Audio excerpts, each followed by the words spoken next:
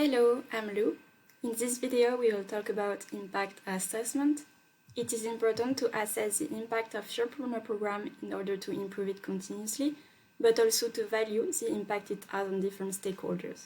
Therefore, we will ask ourselves the following question. Why it is important to measure the impact of your Bono program and who will implement it? Then, who is concerned in this evaluation of the impact? When and how to conduct the impact measurements? Which methodology is adapted? What to focus on? And finally, what difficulties were encountered?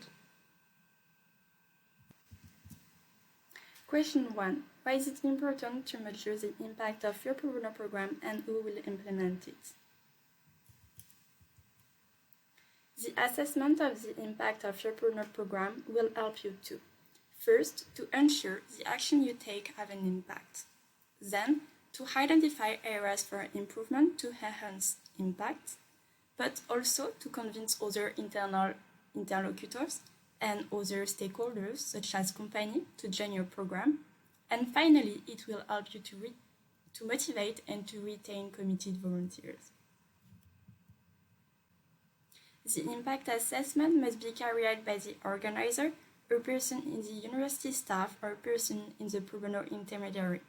This person will help you to set up your pro bono program. You will also need a reference person who will be responsible for coordinating impact assessments, and whose role will be to check if the data are properly collected, analyzed, and disseminated. Question 2. Who is concerned in this evaluation of the impact? We have identified two stakeholders at the center of the pro bono program. First, the supported non-profit organization and the committed volunteers. It can be students or professionals. We have also identified indirect actors, stakeholders such as companies, universities, or beneficiaries of the non-profit organization. One important thing. Non-profit organizations are the very heart of the pro bono program. If one objective is to enable students to gain experience, to engage, and to use those skills, you have to keep in mind that all this must have a positive impact on non-profit organizations. Question 3. When and how to conduct impact assessments? We advise you to set up an evaluation on different temperatures. One in the short term.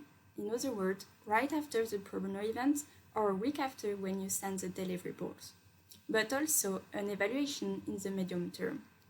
That is to say, a few months after the pro bono event.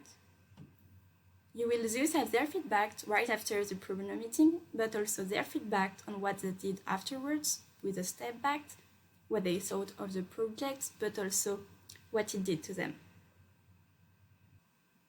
You can send a questionnaire to all participants either the same day or up to a week after the pro bono event took place, in order to collect the degree of satisfaction, but also the first impact of your program. For this, you will have to build a special questionnaire for the non-profit organization, but also a questionnaire for the volunteers.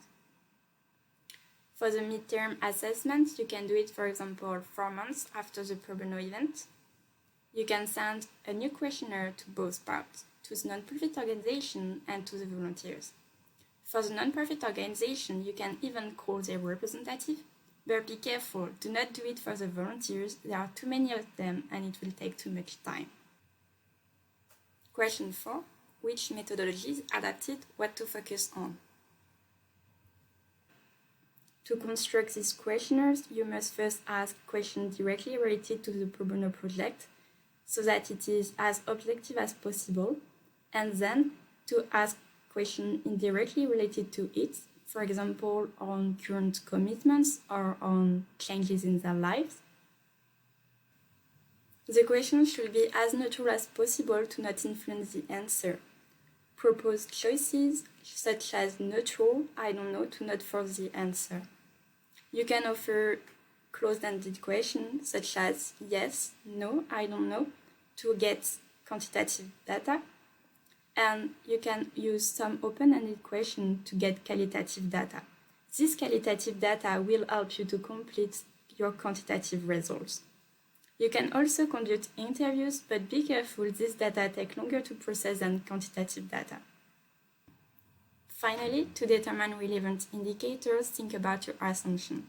For instance, according to you, pro bono projects allow students to develop their skills. Pro bono projects allow students and mentors to feel useful. Pro bono projects allows non-profit organization to save time on some of the tasks. And finally, it enables non-profit organizations to benefit from skills they do not have in-house.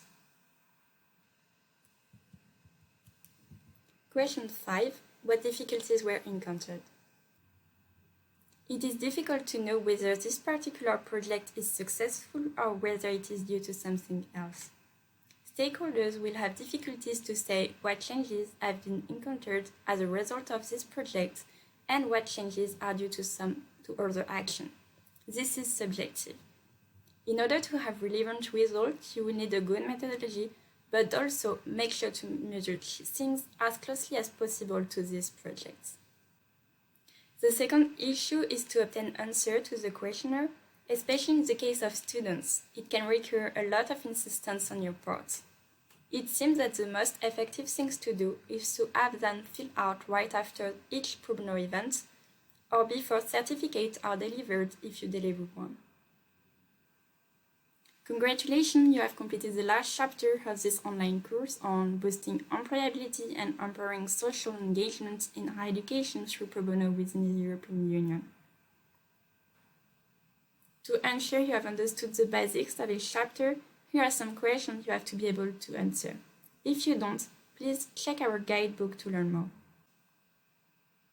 First question, why is it important to assess the impact of your pro bono projects? Second question, who will be interviewed in this impact assessment? Third question, who will implement impact assessment? Thank you.